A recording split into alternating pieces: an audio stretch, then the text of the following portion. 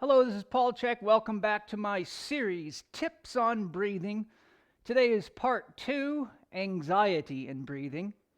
So what I'm going to do to begin with is just state that anxiety is a very, very common challenge people have around the world today. I don't know the statistics, but last time I looked, it was many, many, many, many millions. Huge percentages of people suffer from anxiety, and it's not just a breathing problem. It's a diet problem, a lifestyle problem, and it's a relationship challenge, meaning that we often have painful experiences in our developmental years from in utero all the way up till the time we leave home and go out into the society as an adult that can set us up for anxiety and leave us with unresolved issues of fear. So the breathing in and of itself can be helpful, and if you do the breathing and it's not getting you adequate relief within, you usually need to give breathing exercises a couple of weeks at least of regular practice before you decide whether or not they're working. They take time for you to retrain your breathing so you're actually breathing right when you're not just doing the exercise and focusing on it. And typically, to build a proper movement pattern, whether it be a breathing pattern or an exercise pattern, takes about 30 days of practice. So 2 weeks might even be quick. I'd give it 2 weeks to a month of regular practice. The good news is that when you're using the breathing techniques and you're in a state of anxiety, my experience is they work very, very quickly at the time, especially if you change your awareness to balancing yourself instead of just being reactive to the environment. Now, my book, How to Eat, Move, and Be Healthy, as I've said over and over again on my blogs and videos all over the place, has a series of questionnaires that allow you to identify which of your key body systems are under stress, and one of the categories in here is stress itself, and it gives you tips on helping you understand why maybe you're under a lot of stress. The human body does what's called summation of pain, or nociception, which is a technical word for painful stimuli. So all painful inputs from our body are added up, and our nervous systems and hormonal systems response is generally a global response to all inputs. So for example, if you've got inflammation in your body because you've got a fungal or a parasite infection and you've been overtraining, or you've got a irritated joint or muscle problems, or you've got inflammation from food additives, preservatives, colorings, emulsifiers, stabilizers, or you've got inflammation as a side effect of medical drugs, which is very, very common, all of those things will add up. Then you add that mental stress, emotional stress, and any of the other problems that might be going on in your life, and then you get a global reaction to that stress. So anxiety can come from a number of places, and it can also be induced quite easily biochemically by eating and drinking things. For example, if you give somebody more coffee than they can effectively clear and push them up too high, for example, for a lot of people, if they drank, a normal person, if they drank more than one shot of espresso, might have an anxiety reaction to the stimulus from the caffeine and the excitation of the sympathetic nervous system. Sugar, as I said in my previous one, can induce rapid breathing, and that can set you up at the psychological level for anxiety as a response to the rapid breathing and the changes that makes in your body. So there's many factors that lead to anxiety, and by doing the questionnaires in my book, How to Eat, Move, and Be Healthy, and following the advice given in the chapters on how to make the corrections, and using the basic techniques I'm sharing here, the book will also identify which zone exercises you should do to energize which chakra systems, glands, and organs to balance you out, which are coupled with proper breathing practices. So there's many ways that can help you, whether you can be helped.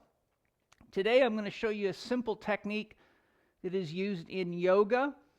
There's a variety of different combinations of the way you break the breath up as far as seconds in each of the phases I will discuss.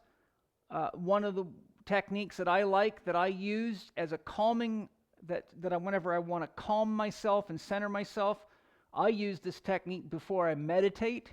So it's very helpful to kind of bring my mind back down and calm it down, and it also works very well for anxiety. Again, whenever you're doing a breathing exercise, unless instructed otherwise by someone that's skilled, your tongue should be on the roof of the mouth behind your front teeth. We always want to remember the 2/3, 1/3 rule. First 2/3 of the breath comes from the belly. Last 1/3 the chest. And you just relax on the exhalation and try not to struggle with your breathing. Now, while I'm thinking about it, Andrew Weil has a great little audio CD set on breathing, and he shares this technique. I think his division of the seconds is slightly different, but I'm sure you'll find this very, very useful and helpful. So what we're going to do is we're going to do a breath where we have our tongue on the roof of the mouth and our mouth closed. We're going to inhale through the nose for 4 seconds, filling that belly. And then we're going to hold the breath for 6 seconds. 1, 2, 3, 4, 5, 6. And on the exhale, we're going to keep our tongue on the roof of the mouth, but we're going to let our jaw open a little, and we're going to exhale through the mouth for 8 seconds, and it should have a little sound to it.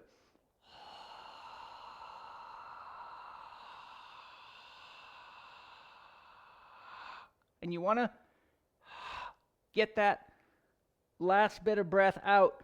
So in this case, it's okay to use the abdominals to move that last bit of breath out and get the stale lung air out of the lungs. Now, in Chinese philosophy, there's a technique called taking the garbage out, where you emphasize the exhalation, and oftentimes there is a significant amount of muscular effort, such as and you visualize you're breathing all your painful emotions and your stress out, and you give it to the world, and Mother Earth can convert that energy into something positive. So we can couple the two techniques so that when we inhale for 4, we want to make sure we're getting a nice amount of oxygen, so you can breathe in fully. You don't have to force it, but you want to breathe in fully. We'll hold for 7. You can use 6 or 7. I think Andrew Weil suggests 7. I find 6 an easier number for me to remember, and it works fine. So you're going to hold, and that lets the CO2 have time to work in the body and calm the central nervous system by stimulating the parasympathetic branch of the autonomic nervous system. And then when we breathe out, we want to breathe out the garbage, breathe out the stress, visualize it leaving your body, and we also want to practice getting all the breath out. So let's practice a couple of those breaths. Tongue on the roof of the mouth, 2/3, 1/3, 4 seconds in, hold 6, out 8. 1, 2, 3, 4, 5, 6.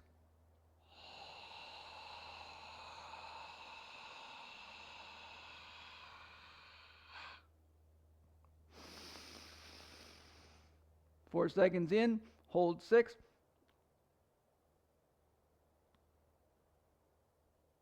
Out for 8.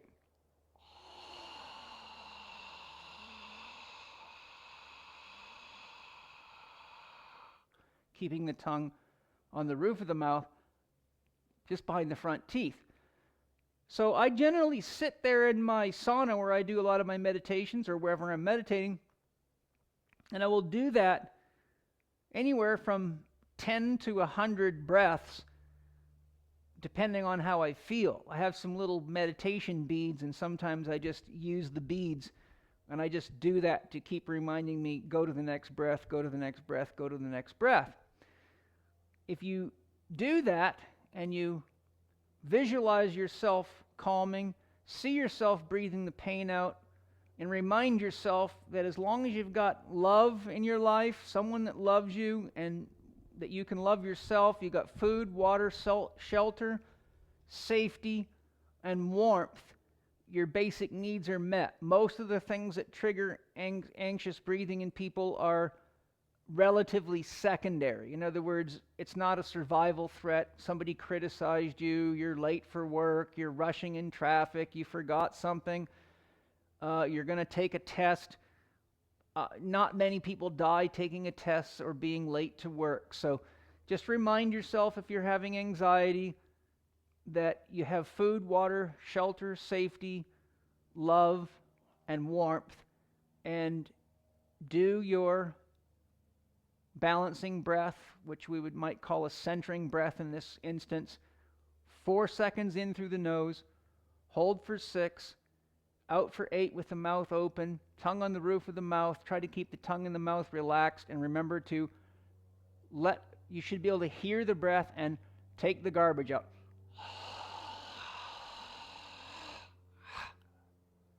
So there you go. That's how you get rid of the garbage. That's how you calm yourself down.